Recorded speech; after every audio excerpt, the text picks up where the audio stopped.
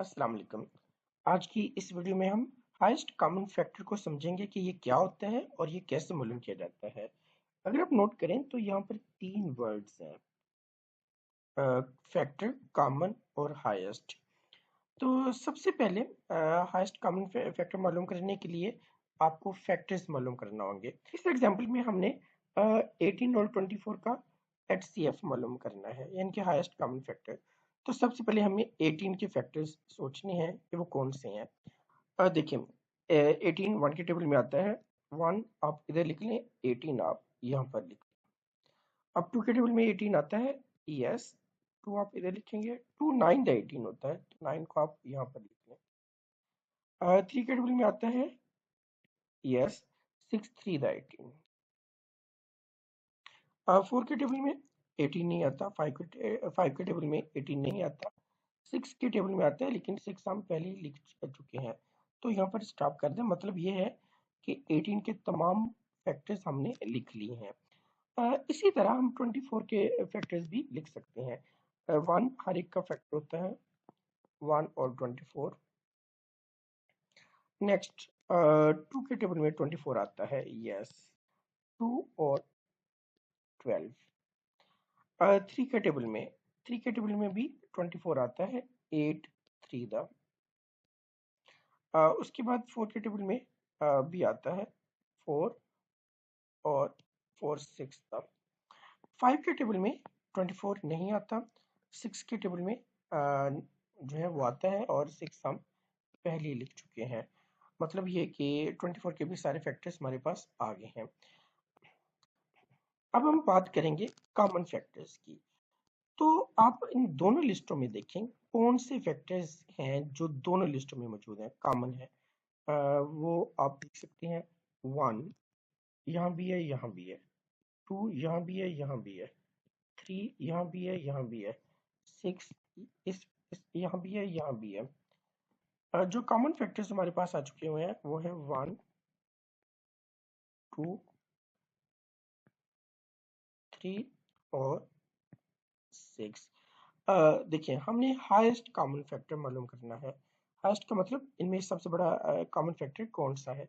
वो हमें नजर आ रहा है कि सबसे बड़ा कॉमन फैक्टर वो सिक्स है। तो यही हमारा फाइनल आंसर हुआ। मुझे उम्मीद है कि मेथड आपने समझ लिया होगा, लेकिन इस मेथड का एक मसला है कि अगर हमारे पास बड़े नंबर आ जाएं तो उसके फैक्टर्स लिखने में प्रॉब्लम आ सकता है, और ये टाइम कंज्यूमिंग भी हो सकता है। तो हमारे पास फिर कोई और मेथड भी होना चाहिए। तो चलें, एक और मेथड से इसी क्वेश्चन को हम सॉल्व करते हैं। दूसरा मेथड ये है कि अगर आपने 18 और 24 का एचसीएफ मालूम करना है, तो आप सबसे पहले इनके प्राइम फैक्टर्स मालूम कर लें। 18 और 24 के प्राइम फैक्टर्स आप मालूम कर सकते हैं, इसके लिए एक अलग से वीडियो मौजूद है, वो आप देख सकते हैं। अब हम 18 के प्राइम फैक्टर्स को लिखेंगे। जो 18 के प्राइम फैक्टर्स हमारे पास आए हैं वो है two into three into three. इसी तरह 24 के जो प्राइम फैक्टर्स हमारे पास आए हैं वो है two into two into two into three. आपने एचसीएफ मालूम करना है, तो एचसीएफ के लिए आपने देखना है कि कौन से प्राइम फैक्टर्स कॉमन है। तो आप नोट करें, कॉमन प्राइम फैक्टर्स टू और टू यहाँ पर है, ये आप लिख लें। और कौन सा प्राइम फैक्टर्स कॉमन है, ये थ्री और ये थ्री। तो इस तरह आपके पास जो हाईएस्ट कॉमन फैक्टर है वो सिक्स आ जाएगा। अगर हम चाहें तो प्राइम फैक्टर्स को इंडेक्स फॉर्म में लिख के वहां से भी हम एचसीएफ फाइंड कर सकते हैं। जैसे अगर हम 18 के प्राइम फैक्टर्स को इंडेक्स फॉर्म में लिखें तो वो हमारे पास आंसर आता है टू पावर वन और थ्री पावर टू। इसी तरह 24 के जो प्राइम फैक्टर्स हैं वो इंडेक्स फॉर्म में होंगे, टू की पावर थ्री और थ्री की पावर वन। तो यहाँ पर आप देखेंगे कि स्मॉलर पावर किसकी है। टू की स्मॉलर पावर, अगर आपने नोट करना है कि टू की स्मॉलर पावर्स यहाँ पर कौन सी है, और इसी तरह फिर आपने देखना है कि थ्री की स्मॉलर पावर कौन सी है। तो टू की स्मॉलर पावर वन है, तो वो टू की पावर वन हम लिख देंगे यहाँ पर, और थ्री की स्मॉलर पावर वो भी वन है, तो वो यहाँ पर लिख देंगे। तो इस तरह भी आपके पास हाईएस्ट कॉमन फैक्टर आ जाएगा 6। एक और एग्जांपल हम देख लेते हैं। 90 और 120 के प्राइम फैक्टर्स मालूम करने हैं। तो 90 के प्राइम फैक्टर्स आप लिख लें इंडेक्स फॉर्म में, वो आपके पास आ जाएंगे।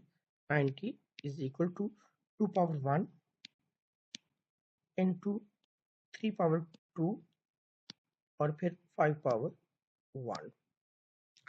इसी तरह 120 के प्राइम फैक्टर्स आपने लिखने हैं।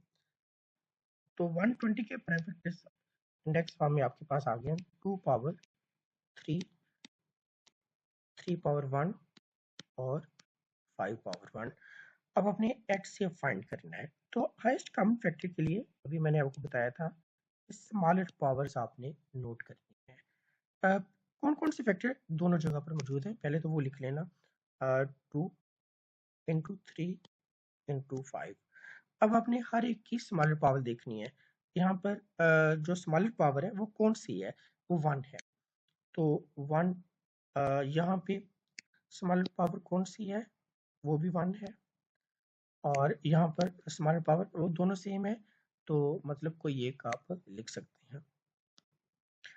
तो ये पावर्स यहाँ पे हम लिख लेंगे 1 1 1। स्मॉलर पावर्स को लिखना है। जब आपने इन सबको मल्टीप्लाई किया आपस में, तो यह 2 3 the 6 6 5 the 30। That is our final answer. एक और एग्जांपल हम देखेंगे।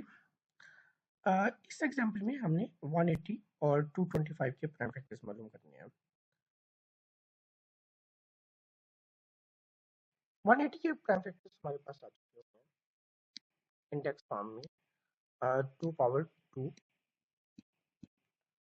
3 पावर 2 और 5 पावर 1।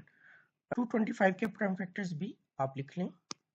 225 के प्राइम फैक्टर्स हमारे पास आ चुके हैं 3 पावर 2 और 5 पावर 2।